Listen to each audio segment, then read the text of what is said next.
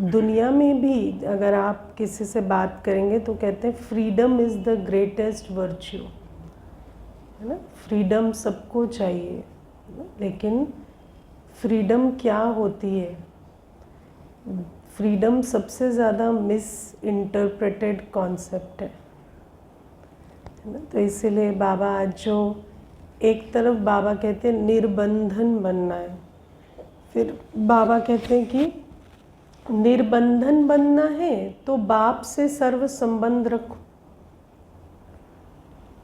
है ना। तो निर्बंधन बनने के लिए हमें बाप से सर्व संबंध रखने पड़ेंगे। ऐसा नहीं कि संबंधों से छूट जाने से हम बंधन से छूटेंगे,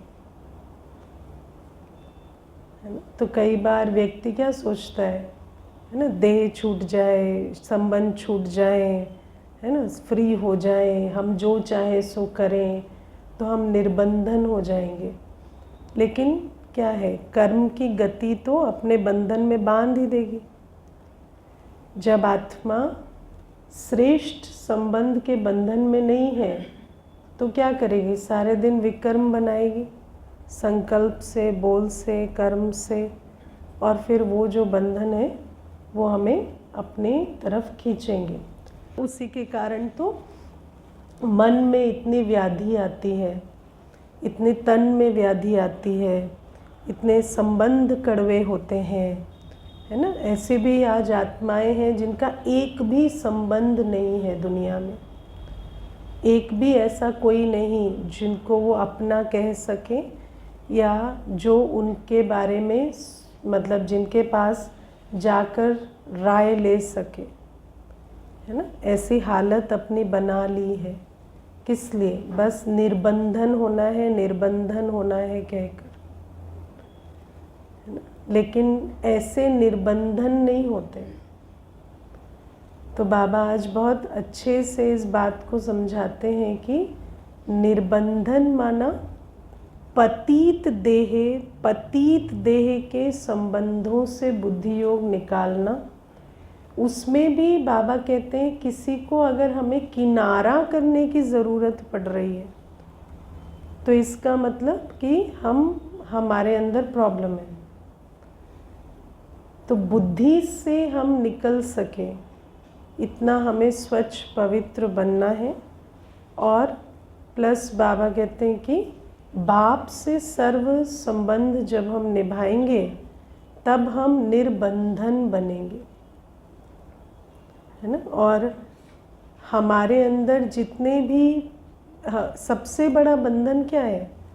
हमारी संस्कारों का बंधन, हमारे पतित संस्कारों का बंधन, है ना।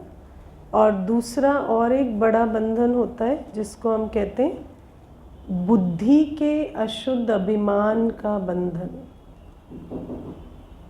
है ना। बुद्धि के अभिमान का बंधन और और संस्कारों का, विकारी संस्कारों का बंधन। तो ये जो बुद्धि के अभिमान का बंधन है और विकारी संस्कारों का बंधन है, इसको हमें बहुत अच्छी तरह से समझना होता है।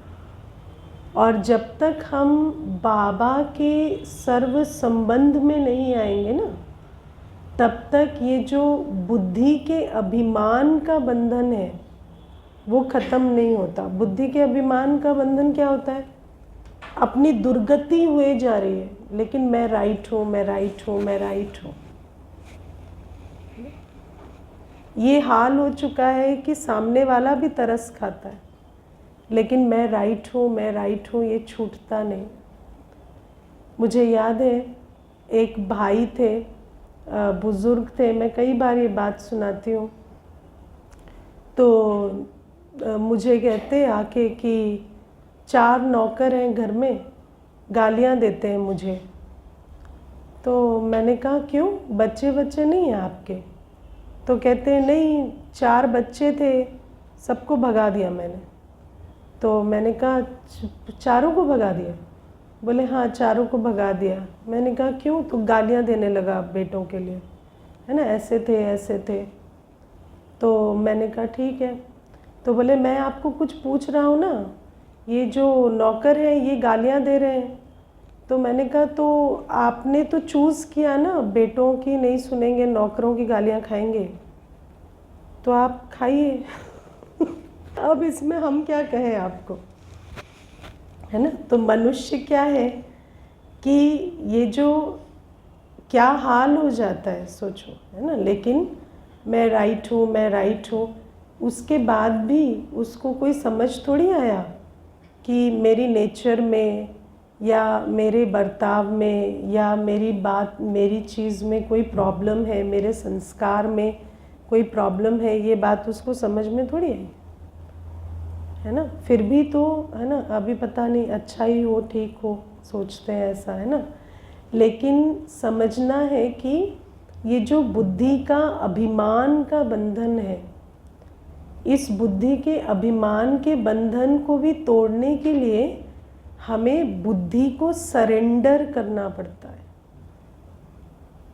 देखो, हम मुरली जब दे अभिमान में सुनते हैं ना, तो हमें मुरली में वो सुनाई देता है जो हम सुनना चाहते हैं, है ना। जब बुद्धि के अभिमान को सरेंडर करें ना, तो हमें मुरली में जो भगवान हमें कहना चाहता है वो सुनाई देगा। और मैं ऐसा समझती हूँ कि बाबा हमारे को, जैसे हम आत्मा है ना, हमें ऐसे अंदर से झकझोर के साफ कर सकता है, लेकिन आपको सरेंडर करना पड़ता है बुद्धि को। अगर बुद्धि सरेंडर नहीं है तो आप मुरली सुन रहे हैं और एग्जैक्टली वही कर रहे हैं जो मुरली में नहीं करने को कहा जा रहा है, और पता भी नहीं चल रहा। मुझे याद है एक बार क्या हुआ कि मुरली में आया कि हद की इच्छाओं के पीछे मंगता नहीं बनना है, ठीक है। तो क्लास पूरी मंथन की क्लास हो गई, है ना, कि मंगता नहीं बनना है और ऐसे बाबा ये काम करा दो, वो काम करा दो, ऐसे नहीं करना है। पूरी क्लास हो गई।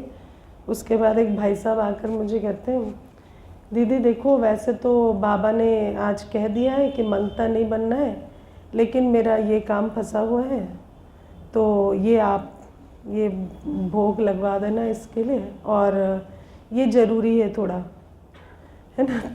तो अब क्या है, फिर भी मैंने कहा ये तो फिर भी अच्छे हैं, कम से कम इनको मालूम है कि ये वो कर रहे हैं जो मना किया गया है, ठीक है ना। और हंस रहे थे भी, लेकिन कहते ये थोड़ा अर्जेंट है ना, तो ये एक हो जाए उसके बाद देखते हैं ना।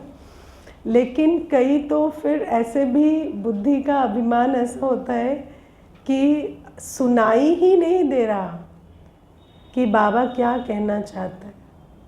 आपने कुछ लोगों को देखा है ना, वो आपको बोलने भी नहीं देते। आप उनको समझाने लगोगे ना, वो बोलने भी नहीं देंगे, है ना। आप सोचो, बुद्धि के अभिमान वाला बोलने तक किसी को नहीं देता, तो आप सोचो जब वो मुरली सुनता होगा तो उसके अंदर क्या चलता होगा। उसकी तो वही कॉन्वर्सेशन, जितना मुरली में बाबा एक पॉइंट सुनाता है ना, माया उसको 10 पॉइंट वही सुना देती उसका चलता रहता है ना। वही जो मुख से करता है वही उसके माइंड में भी वो करता रहता है। ये ऐसा बुद्धि का अभिमान का बंधन होता है। और दूसरा, संस्कारों का बंधन कैसा होता है ना, कि संस्कारवश जानेंगे, समझेंगे, हताश निराश भी होंगे, दिल शिकस्त भी होंगे, अपने को ये भी कहेंगे पता नहीं हम कैसे हैं, ऐसे कैसे हो गए, हमें तो अपने से भी ऐसे धिक्कार आता है, लेकिन उस संस्कार को नहीं बदलेंगे, है ना।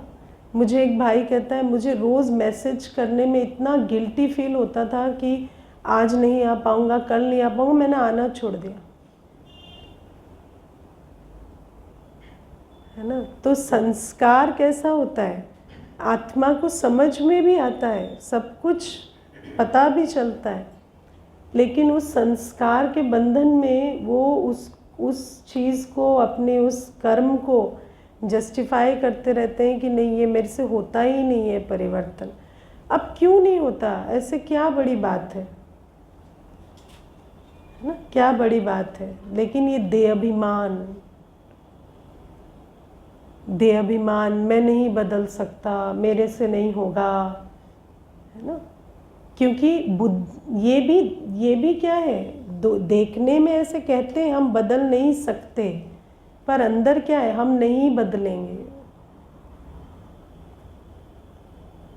है ना। ये जो देह अभिमान है ना, ये बड़ा खतरनाक है।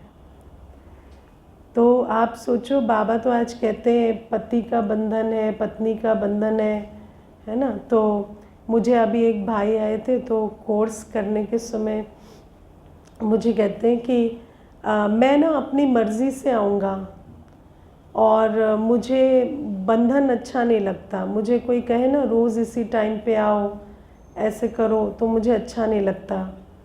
तो मैंने कहा कि आप कितनी आयु है आपकी? तो मुझे कहते मैं 54 का हूँ। तो मैंने बोला आपको आज तक ये समझ में नहीं आया किसी पर किसी का कोई बंधन नहीं है? मान लो आपको कोई कह भी दे रहा है ना, मानो मैंने आपको कहा कल आप 9:30 बजे आ जाना, तो भी आप थोड़ी मेरी वजह से आएंगे।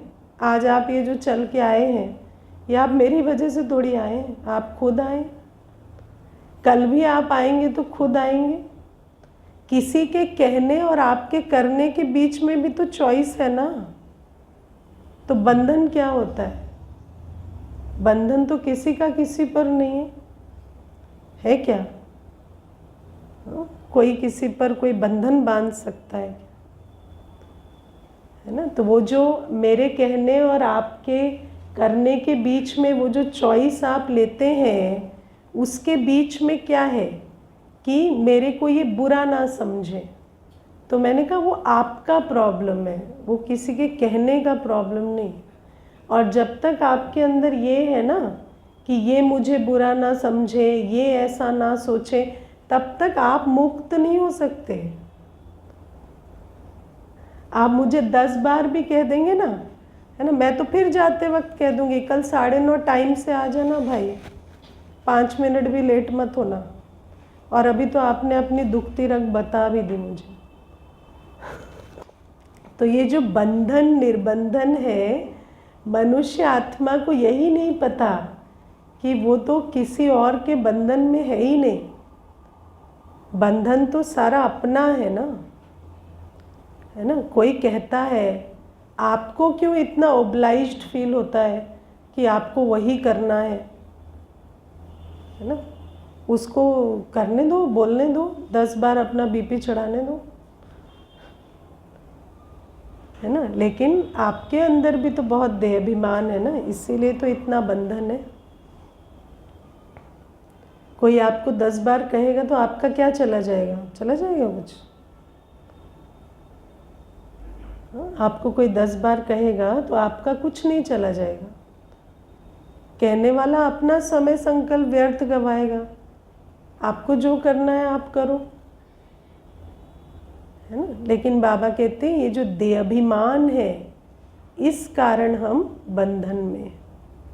और बाबा कहते हैं जब तक हम बाबा से सर्व संबंध नहीं रखेंगे, तब तक हमारे अंदर इतना स्वमान नहीं होगा, इतनी हमारे अंदर समझ नहीं होगी कि हम बंधन मुक्त होकर चल सके, है ना। तो इसीलिए बाबा हमें कहते हैं कि पहले ये समझना है कि निर्बंधन माना जो चाहे सो करें, जैसे चाहे वैसे जिए, वो निर्बंधन नहीं होता। निर्बंधन माना बाबा की छत्र छाया में बाबा से सर्व संबंध निभाकर जब हम चलेंगे, तब हम ऐसे कर्म करेंगे, वो भी समझ से, चॉइस से, मजबूरी से नहीं। हम बाबा हमारे अंदर बाबा हमें कैसे सिखाता है? बाबा हमारे अंदर समझ जागृत करता है ना। बाबा रोज़ हमारे अंदर समझ जागृत करता है, रोज़ कहता है बच्चे ऐसे करो, ये ठीक है, ऐसे बनो। तो बाबा कहते हैं कि समझ से, चॉइस से, मजबूरी से नहीं, जब हम एक एक श्रेष्ठ कर्म चुनना शुरू करेंगे कि मुझे ऐसे करना है, ये चुनना है, ऐसे जीना है, इस प्रकार से चलना है, ये मेरे जीवन का स्वरूप होना चाहिए, तो बाबा कहते तब तुम सच में निर्बंधन बनेंगे। वरना क्या होगा? अगर तुम बुद्धि के अभिमानवश या संस्कारों के बंधनवश, है ना, लोगों को साइड करते गए। देखो दुनिया में भी क्या है कि मनुष्य कहता है कि उनको तो बाबा पता नहीं, तो वो कहते हैं कि माता पिता के बंधन में रहो, इसके बंधन में रहो, क्योंकि कोई तो आपको चाहिए ना उससे छुड़ाने वाला। लेकिन बाबा कहते हैं अब तुम्हें वो बंधन में भी रहने की ज़रूरत नहीं है, क्योंकि अब तुम्हारे पास मैं हूँ, तुम्हारे पास श्रीमत की चॉइस है। मैं तुम्हें हर चीज़ सिखाता हूँ, समझाता हूँ, डायरेक्शन देता हूँ, लेकिन मेरे बंधन में तो रहो ना। अगर मेरे साथ ही संबंध तोड़ दोगे तो फिर क्या? फिर तो अपनी पाप की गति बनाते चले जाओगे, है ना। और निर्बंधन बनने के लिए सबसे बड़ा बाबा हमें कहते हैं देह अभिमान का बंधन है। और जैसे देह अभिमान के तो कितने स्वरूप हैं, है ना। देह अभिमान जो है सबसे ज़्यादा तो मैं राइट हूँ के रूप में आता, और देह अभिमान के सारे स्वरूपों में बंधन आता है। तो ये बाबा आज हमें समझाते हैं। फिर बाबा हमें कहते हैं कि नष्टो मोहा भी बनना पड़े, है ना। बाबा आज बहुत अच्छी बात कहते हैं, तुम्हें कोई बंधन डालते हैं, तुम मदद मांग सकते हो, ईश्वरीय गवर्नमेंट से भी सहयोग ले सकते हो, दुनिया की गवर्नमेंट से भी सहयोग ले सकते हो, लेकिन खुद का तो मोह नष्ट होना चाहिए ना। क्योंकि क्या होता है, मनुष्य क्या है, एक विकार से दूसरे विकार में जंप करता है ना। एक विकार से दूसरे विकार में जंप करता है ना। इसलिए तो मनुष्य की जो आउटर जो कायाकल्प होती है पूरे बंदर के मुआफिक दिखाई देती है। अभी अभी कुछ, अभी अभी कुछ, है ना। मनुष्य का क्या है, किसी ने मारा पीटा, किसी ने बेइज्जत किया तो सीधा पुलिस को फ़ोन लगा देंगे, है ना। फिर उस समय क्या जागृत हुआ? देह अभिमान। तो ईगो आई तो पुलिस को फ़ोन लगा देंगे, फिर पुलिस आ गई तो मोह जागृत हो गया, फिर कहेंगे नहीं नहीं ये तो पति है, छोड़ दो इसको, ना, मेरी कोई कंप्लेंट नहीं है, जाने दो, ना। एक भाई मुझे बताते थे, माता को जो भी युगल के साथ जो भी प्रॉब्लम हुई तो क्या किया उसने, तेल छिड़क के आग लगा दी। ठीक है, तेल छिड़क के आग लगा दी। जब आग लग गई तो पता चल गया कि ये नहीं लगानी थी, तो फिर चिल्लाने लगी। फिर बच्चे आए, बच्चों ने उस पे पानी डाल दिया, फिर वो सारा बर्न हो गया। उसके बाद केस हो गया तो पुलिस आई, तो फिर वो बयान देना था, तो उसमें लिखती है कि इसमें मेरे पति का, बच्चों का कोई भी दोष नहीं है, ये तो ये दुर्घटना की वजह से हो गया, ये ऐसे गिर गया था तेल, ये वो। तो आप सोचो कि अंत में तुमने किया क्या? हाँ, अंत में तो तुमने और ही लिख के सर्टिफिकेट दिया कि मेरे युगल बहुत अच्छे हैं। और तुम फिर इतना, क्योंकि सारी जीवन आप सोचो 30-40% बर्न के साथ वो माता रह रही। विचार करके देखो कि कैसा मनुष्य का विकार है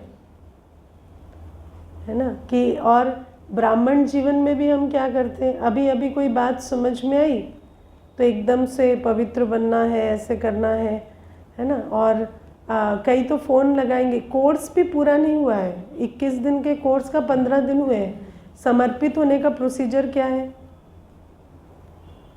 है ना, फ़ोन करते हैं, समर्पित कैसे होते हैं? हमने बोला अभी रुको, थमो थोड़ा, अभी चलो थोड़ा, है ना। तो हर चीज़ जोश में करनी।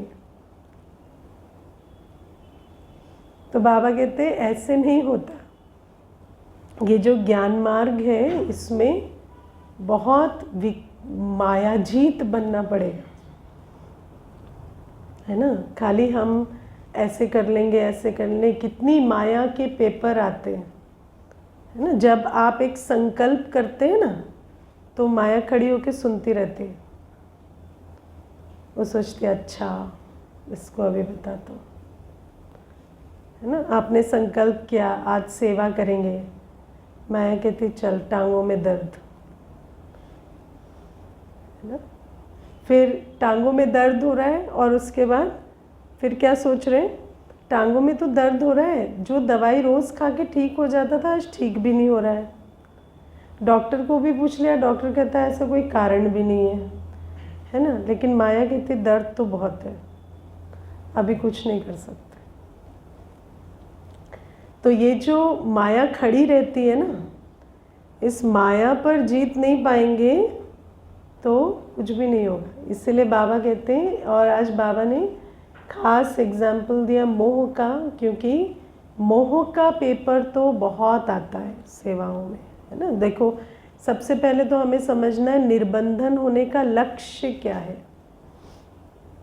तो निर्बंधन होकर क्या करना है, क्योंकि दुनिया में तो निर्बंधन होने का लक्ष्य क्या होता है कि हम अपनी मनमर्जी करें, है ना। हमें किसी की नहीं सुननी, सिर्फ अपने विकारों की सुननी।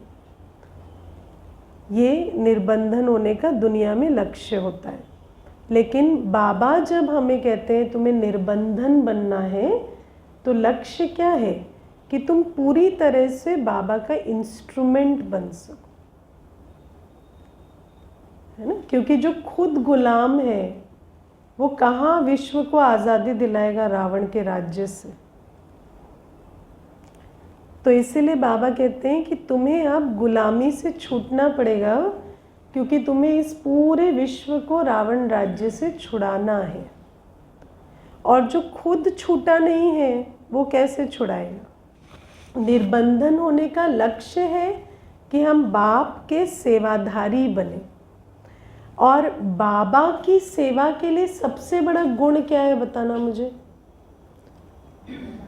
हाँ, आज्ञाकारी, और हाँ संपूर्ण स्वाहा।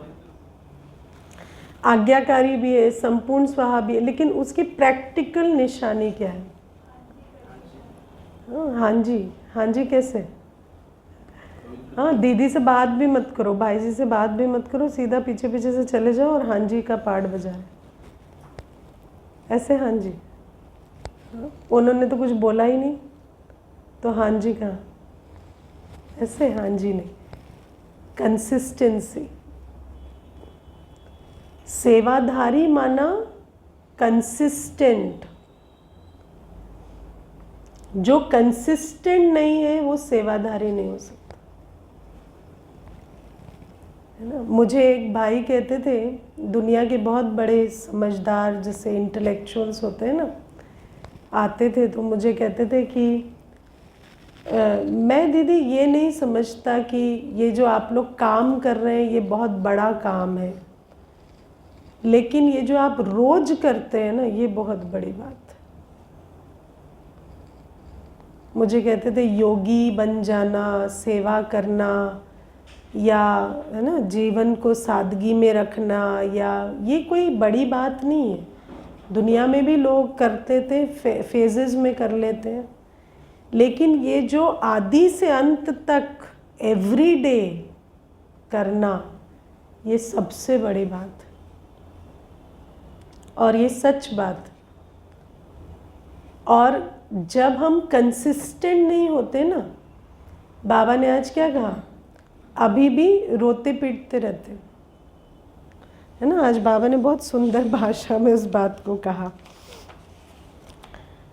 बाबा ने आज कहा ना कि छोटे बच्चों मुआफिक रोते रहते हैं, है ना, माया के तूफान में ठहर नहीं सकते। है ना। माया का तूफान आया तो सीधा रोना चिकना शुरू हो गया, अपनी अवस्था नीचे चली गई और ब्रेक लग गया। तो ऐसे सेवाधारी नहीं बन सकते। बाबा का राइट हैंड बनना माना कुछ भी हो जाए, मुझे हमेशा फुल्ली प्रेजेंट रहना पड़ेगा। आप एक दिन लॉस्ट होंगे ना, सेवा खत्म। मैंने आपको पहले सुनाया ना, एक बार मुझे याद है, बहुत पहले जब मैं नई नई सेवा में थी, तो एक भाई था, तो उसने कोर्स किया और वो नहीं आता था। तो मैं एक दिन ऑफिस से आ रही थी, तो मेट्रो से निकली, और उस समय क्या होता है कि आप स्वमान में 24 आवर्स नहीं है, आपको वो भूल गया है आप उस मोड में नहीं है, उस जोन में नहीं है ना। तो मैं तो ऑफिस से आ रही थी और मेट्रो से उतरी थी, मैं उन काम और उन बातों में थी, तो वो भाई एकदम से सामने आ गया। तो मैंने ना उसको देखा और मैं ब्लैंक हो गई, मुझे पहचान में नहीं आया, है ना। अब उस भाई को पता नहीं उस दिन क्या लगा, मतलब मुझे ऐसा लगा वो जो रिलेशनशिप था वो टूट गया इन दैट वन मोमेंट, क्योंकि उसको वो मैं देख के भी पहचान नहीं, मतलब पहचान भी रही हूँ पर वो कनेक्ट नहीं हुआ। तो फिर वो स्नैप हो गया। तो मैं उसके बाद जब निकल के चली गई, तो मुझे थोड़ी देर में याद आया कि ये ठीक नहीं हुआ। तो वो फीलिंग तो आ जाती है ना, ब्राह्मण तो है। तो उसके बाद मैंने उसको मैसेज किया कि मैं अपनी स्थिति मेरी ठीक नहीं थी, तो मैं आपको शायद वो उस तरह से मिल नहीं पाई। तो मुझे कहता, हाँ मैं ना बहुत देर से सोच रहा था कि मुझे दीदी ने ऐसे क्यों किया, मैं तो अपनी मजबूरी के कारण नहीं आ पा रहा था, शायद आप बुरा मान गए। तो मैंने कहा नहीं ऐसा नहीं है, it was not about you, मैं खुद ही अच्छी स्टेट में नहीं थी, तो मैं थोड़ा ऑफिस से आई थी, तो मैं काम के इसमें बिज़ी थी। तो देन हमारा जो रिलेशनशिप था दैट अगेन स्टार्टेड। तो आप सोचो कि सेवा कितनी ऐसी चीज़ है कि आप अगर एक सेकंड भी मोड में नहीं है, you are not in that zone, तो वो चीज़ जो है वो डिस्कनेक्ट हो जाती है ना। तो बाबा की याद में नहीं है तो फिर वो चीज़ ख़त्म हो जाती है। ये मेरे लाइफ का, देखो बाबा आपको शुरू में इतने अनुभव देता है ना, इसीलिए जब वो अनुभव हो गया उसके बाद मैं शायद ही रेयरली किसी का नाम भूल जाती होंगी या वैसे, है ना। अगर किसी को स्क्रीन पे भी देखा है तो ऐसे देखूंगी तो पहचान जाऊंगी तो वो बुद्धि में इतना रहा मेरे कि बाबा जिस बच्चे को पहचानता है उसको हम जब मिले तो वो अनुभव करे कि बाबा की दृष्टि मुझे मिली, है ना। तो ये चीज़ मैंने शुरू में अनुभव की। तो बाबा हमें कहते हैं कि सेवाधारी माना कंसिस्टेंट होना पड़ेगा, और अगर आप कंसिस्टेंट नहीं है तो आप सेवाधारी नहीं हो सकते। लेकिन अगर किसी आत्मा का अपने पर बस ही नहीं है, वो आत्मा अपने संस्कारों के अधीन है, अपनी विकारी दुनिया की मनमत परमत के अधीन है, तो फिर ऐसी आत्मा क्या सेवाधारी बनेगी, है ना। मुझे कल देखो एक शाम को ऐसे क्लास का टाइम हो रहा था, तो भाई क्लास कराने जा रहे थे, तो तभी एक फ़ोन आया। तो उनकी माताजी बता रही थी कि कोई लौकिक में शरीर छोड़ दिए। तो इन्होंने सुना और कहते हैं कि अच्छा ठीक है, मैं क्लास कराने जा रहा हूँ अभी। तो माताजी कहती वो शरीर छोड़ दी। तो बोला हाँ मैंने सुन लिया ना, अभी मेरी क्लास का टाइम। तो बाद में मुझे कह रहे थे अगर अभी उसको काम करने देंगे उस बात को, अब देखो सबकी तो लौकिक में ऐसा तो नहीं है ना कि रग नहीं है, रग तो है ही ना, लेकिन उस रग को अगर आप खुलने देंगे तो फिर तो वो बुद्धि पर प्रभाव डाल देगी ना। तो बाबा इसीलिए कहते हैं कि इतना हमें देह और देह के संबंधों से न्यारा होना पड़ेगा। कई बार हम सोचते हैं ना, क्या प्रॉब्लम है देह और देह के संबंध से इतना क्या न्यारा होना है। इनफैक्ट दुनिया में तो चाहते हैं कि हम बंधन में बंधें, है ना, कहते गठबंधन हो, विवाह का बंधन हो, है ना, रक्षा बंधन हो, बंधन बंधन बंधन बहुत पसंद करते हैं। लेकिन बाबा कहते हैं कि यहाँ तो तुम चाहते हो कि हम देह और देह के सर्व बंधनों से मुक्त हो। क्यों? क्योंकि आपका लक्ष्य है। अगर लक्ष्य नहीं है तो फिर तो दुनिया में जैसे ढूंढते रहते हैं कि कोई तो मिले जिसके साथ हम अपने, है ना, टाइम, समय, संकल्प और सब कुछ वेस्ट करें, वैसा ही ढूंढते रहेंगे। लेकिन बाबा कहते हैं कि लक्ष्य है हमारा और अगर हम ज़रा भी कहीं बंधन में हैं, ज़रा भी हमारी मोह की रग है, तो फिर जैसे ही वहाँ से कुछ ट्रिगर होगा, आपकी अवस्था हंसने से रोने की आ जाएगी, है ना। और हंसने से रोने की अवस्था आती रहेगी, इस प्रकार से ऊपर नीचे होते रहेंगे, तो सेवाधारी क्या बनेंगे, बाबा का इंस्ट्रूमेंट क्या बनेंगे, है ना। अब देखो, मान लो कि जैसे छोटी सी बात है कि किसी ने शरीर छोड़ दिया लौकिक में, है ना। ये तो चलो चाचा काका मामा नहीं, माता पिता ने छोड़ दिया, किसी ने शरीर छोड़ दिया, उसी दिन ब्रह्मा भोजन है, उसी दिन अव्यक्त दिवस है ना, अव्यक्त दिवस मनाना है। और उसी दिन लौकिक में भी कोई शरीर छोड़ दे तो क्या करेंगे? कहेंगे नहीं, मेरी माँ ने शरीर, उसने तो शरीर छोड़ दिया, यहाँ तो आत्माएं आकर, है ना, और अंजलि लेने वाली हैं, तो इनके लिए बैठेंगे या उधर जाएंगे। अब ये बात कोई किसी को कहेगा थोड़ी। अब मान लो मेरे पास भी कोई आएगा और कहेगा कि दीदी मुझे बताओ, माँ ने शरीर छोड़ दिया है, अब अव्यक्त दिवस है, यहाँ आए कि वहाँ जाए, तो हम थोड़ी कहेंगे कि नहीं यहाँ आओ, ऐसे थोड़ी कह सकते। ये निर्णय तो खुद लेना होता है ना, ये निर्णय खुद लेना होता है। देखो, मैं बहुत छोटी सी बात बताती हूँ। एक माता, एक भाई ने, युगल हैं दोनों, तो भाई ने कहा कि मुझे बेटी की बहुत चिंता होती है ना, तो क्या करें, इसकी शादी कर दें। तो बाबा तो बेटी की शादी ज्ञान में नहीं चलती, तो बेटी की शादी करने के लिए तो मना नहीं करता। बाबा करता है क्या? नहीं करता। तो हमने कहा भले डिसीजन ले लो। फिर माता आई, तो माता कहती है कुछ भी हो जाए उसकी शादी नहीं करूँगी मैं, वो बैठेगी मेरे साथ रहेगी, है ना। मैंने उसको कह दिया है कि तुझे जीना मरना मेरे ही साथ है, तेरे को ज्ञान में चलना है नहीं चलना है वो तो सोच ले, लेकिन तेरे को जीना मरना मेरे ही साथ है। मैं तुझे कहीं कुछ नहीं करने दूंगी, है ना। मैं तो किसी चीज़ में कणा दाना लगाऊंगी नहीं और तुझे भी नहीं करने दूंगी। और ये बात मैंने उसको दीदी स्पष्ट कह दिए। तो हमने कहा इससे अच्छी तो कोई बात ही नहीं है। तो अब आप सोचो कि हम भी आपस में बैठ के बात कर रहे थे कि ये जो निर्णय होते हैं, जब एक आत्मा नष्टोमोहा होती है और वो निर्णय लेती है, तो कितनी दुआएं और कितनी बाबा की वो आशीर्वाद खींचती है। लेकिन अगर नष्टोमोहा नहीं है और पूछेंगे, तो कोई किसी को ये थोड़ी कहेगा कि नहीं, है ना, कुछ भी हो जाने दो, आप शादी मत करना। उसकी जिम्मेवारी कौन लेगा? ऐसी राय देकर जिम्मेवारी कौन लेगा? चलो भाई के केस में हम कह देंगे, बाबा कहता है नहीं, कुमारों की तो नहीं करनी, ठीक है ना, ये तो हम कह देंगे क्योंकि श्रीमत है। लेकिन जिस बात के लिए बाबा ने भी मुरली में मना नहीं किया, तो हम तो ऐसा नहीं कह सकते। लेकिन आप सोचो कि अपनी समझ भी तो कोई चीज़ है ना।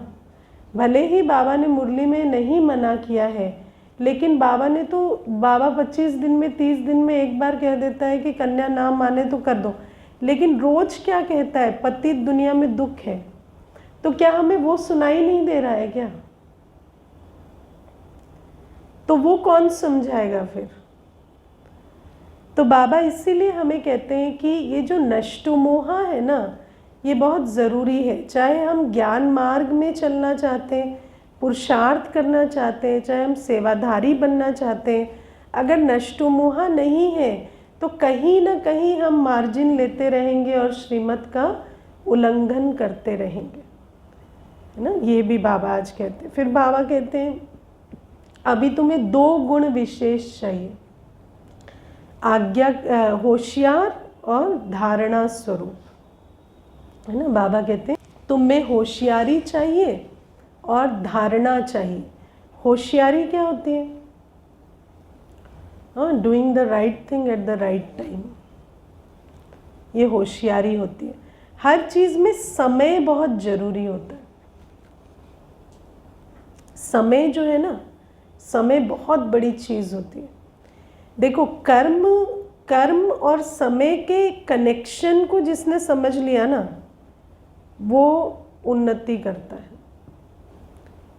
राइट टाइम पे राइट कर्म करना, इसको कहते हैं होशियारी।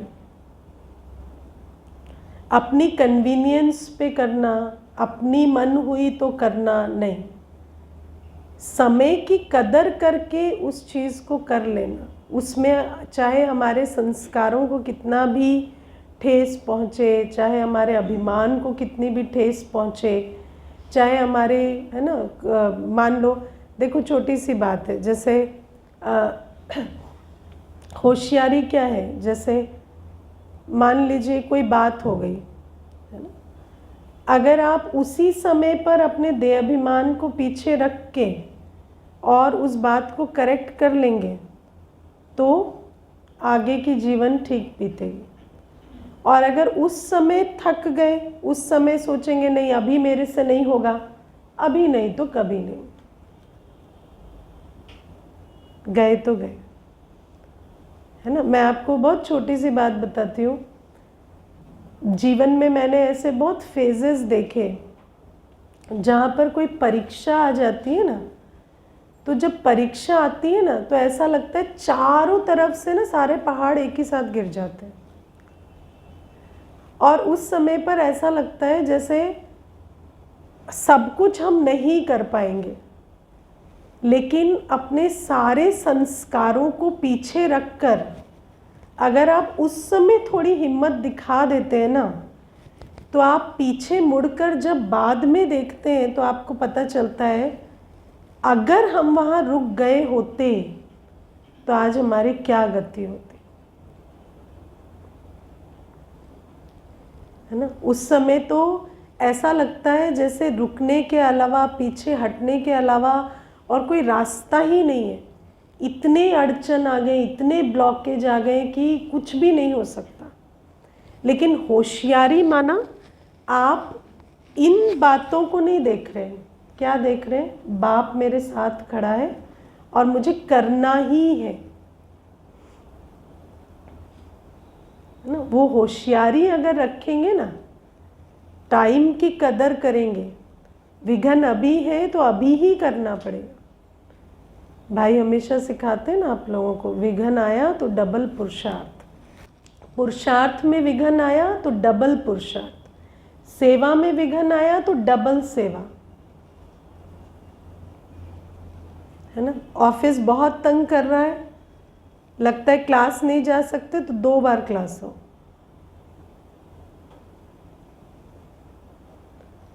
ठीक है। ये होशियारी है ना। माया को परास्त करने का सबसे इजी तरीका क्या है? माया को ये बताओ मेरे को तेरे परवाह ही नहीं है।